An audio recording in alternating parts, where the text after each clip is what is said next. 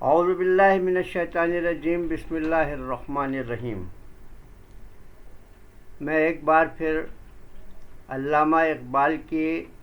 ایک بہت مختصر نظم کے ساتھ، جو صرف 2 اشعار پر مشتمل ہے، حاضر ہوا ہوں، اور میں کوشش کروں گا کہ اس میں جو بات وہ اس وقت کے انسانوں کو ہی نہیں بلکہ آج تک جو صورتحال ہے اس لحاظ سے آج تک کے سارے انسانوں کو جو بات وہ سمجھانا چاہتے تھے یا جو بات پہنچانا چاہتے تھے وہ میں کوشش کروں گا کہ میں پہنچا سکوں۔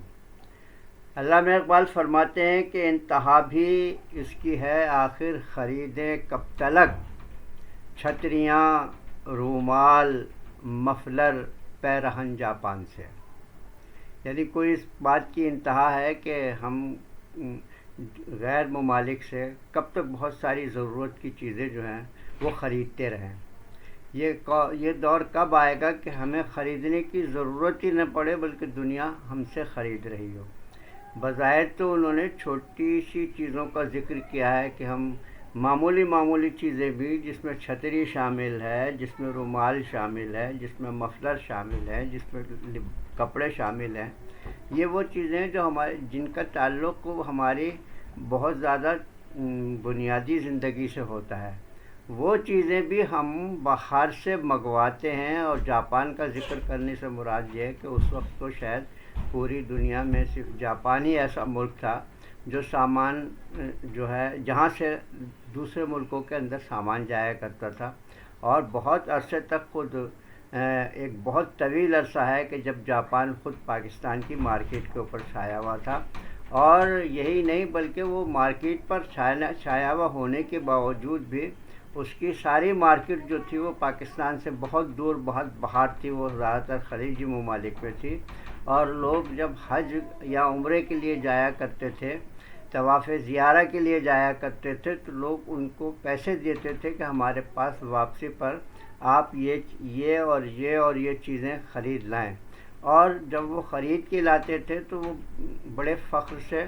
قبول کی جاتی تھیں، اور لوگ خوش ہو کر دوسروں کو بتاتے تھے کہ یہ دیکھیں ہمارے پاس اصلی جاپانی چیز آئی ہوئی ہے۔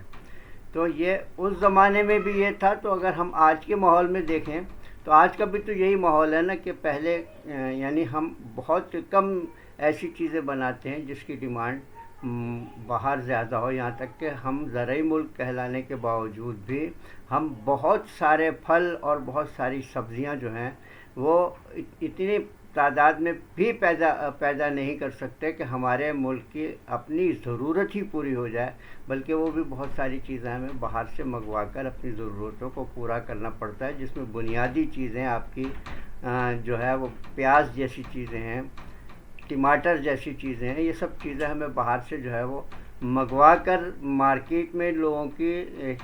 یعنی ضرورتوں کو پورا کرنا پڑ جاتا ہے۔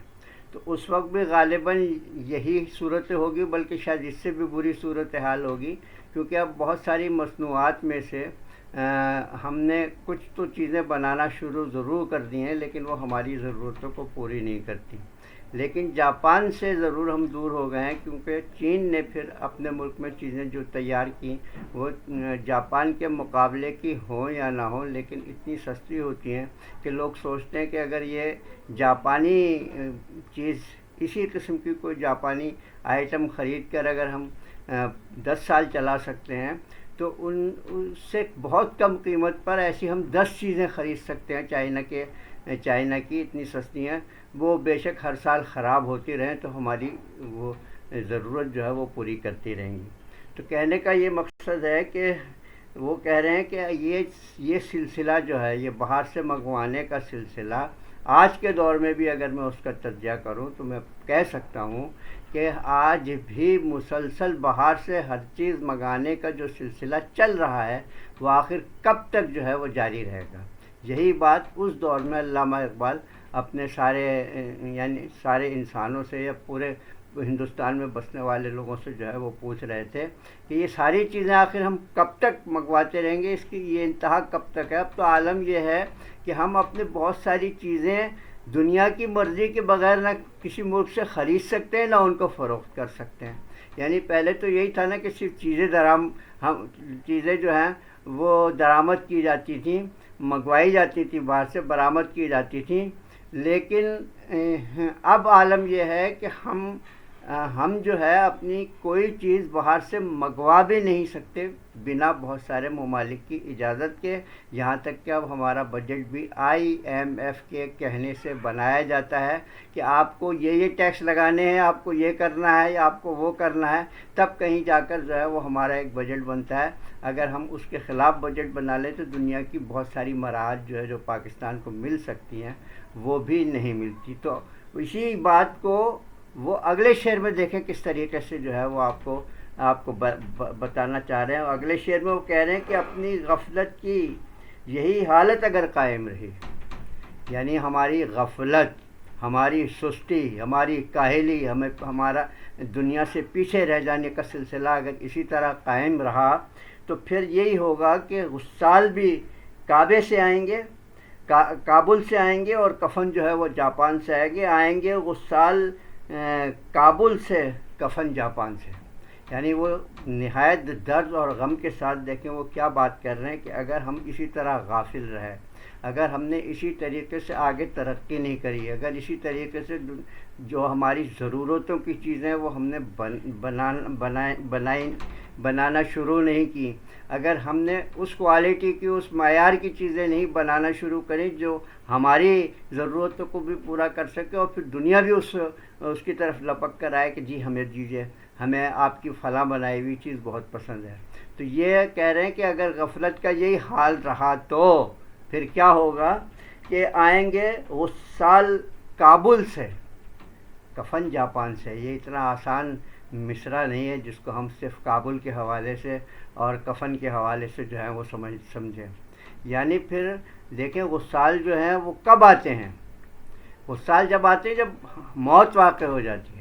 نہلانے والے کب آتے ہیں؟ جب موت واقع ہو جاتی ہے۔ تو اگر ہم اس کا تاریخی پس منظر میں جائزہ لیں، اقبال کے اپنے زمانے کے تاریخی پس منظر میں اگر اس بات کا جائزہ لیں تو یہ بہت گہری بات ہے کہ ہندوستان پر جتنے بھی حملے ہوئے، زیادہ تر حملے جو ہیں وہ کابل کے راستے ہوئے یا افغانستان کے راستے ہوئے۔ جتنی بھی فتوحات بھری ہوئی، یہاں تک کہ جو بھی یہاں آئے ان میں سے بڑے لشکر اور ایسے بھی لشکر آئے جنہوں نے ہندوستان پر حکومت کری، جیسے مغلوں نے یہاں پر کئی سو سال تک حکومت کری، تو وہ سارے کے سارے وہیں سے آئے ہیں۔ تو گویا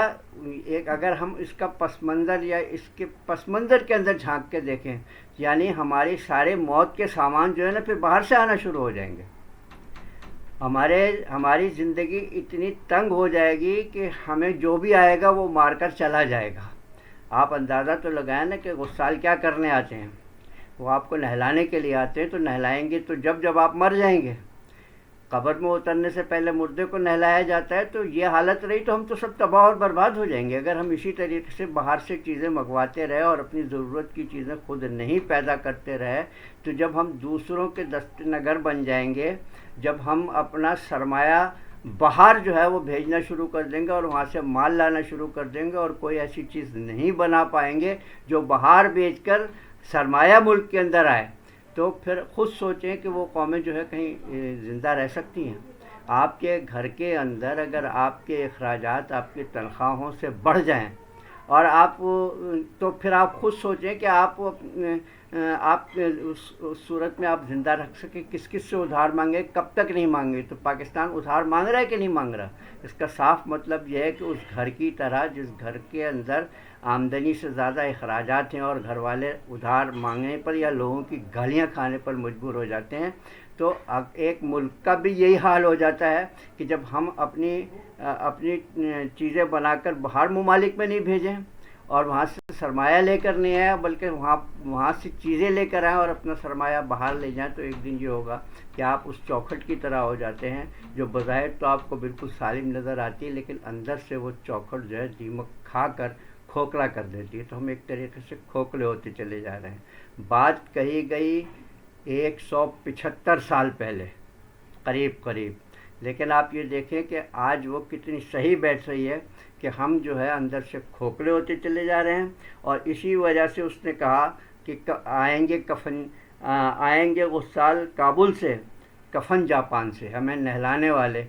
کابل سے آئیں گے، یعنی غیر علاقہ غیر سے آئیں گے یا اس راستے سے آئیں گے، جیسے اس راستے سے ساری اقوام جو ہے وہ بر صغیر ہندوستان کے اندر آتی رہی ہیں، اسی راستے سے آئیں گے، یعنی ہم ایک طریقے سے مار دیے جائیں گے یا اپنی موت آپ مر جائیں گے یا غلام بن جائیں گے۔ ہمارا غلام مسلسل بنے رہنے کا نتیجہ بھی یہی ہے کہ ہم نے خود کوئی چیز ایجاد کرنا چھوڑ دی ہے اور ترقی کرنا چھوڑ دی ہے۔ نتیجہ یہ ہے کہ ہم غیروں کے ہاتھوں جو ہے وہ یرغمال بنتے چلے جا رہے ہیں۔ تو پھر یہی حال ہوگا کہ ہمیں کفنانے کے لیے بھی ہمارے ملک کے اندر کفن موجود نہیں ہوگا، اس کو بھی تو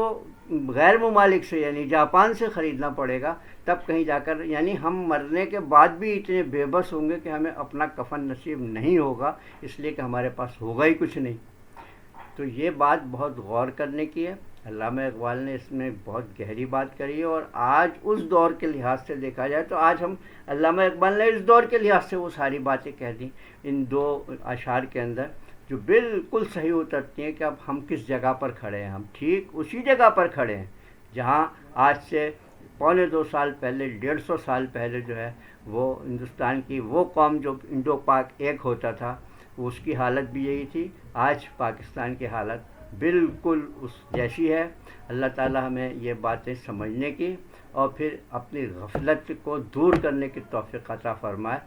وما علینا الا البلاغ المبین۔